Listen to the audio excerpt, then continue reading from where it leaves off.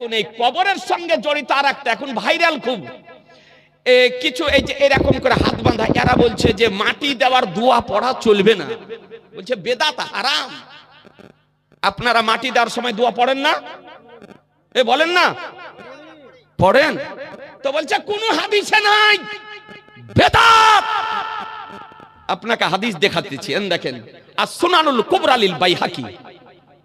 brother একখানা খণ্ড নিয়ে এসেছি, লেবানন বাইরুতের প্রিন্ট, দারুল কুতুবিল ইলমিয়া থেকে আপনার যে হাদিস শরীফে আছে না নাই, সুনানুল কুবরা লিল বাইহাকি 574 পৃষ্ঠায় বর্ণিত হয়েছে যে আমার নবী পাক সাহেবে লাউলাক সাল্লাল্লাহু তাআলা আলাইহি সাল্লাম আপন বেটি উম্মে কুলসুম কে আপনার দাফন করার পর নবী আমার বলতেছেন, কবরে মাটি কমপ্লিট করার পর বলতেছেন, মিনহা খালাকনাকুম ওয়া ফিহা নুইদুকুম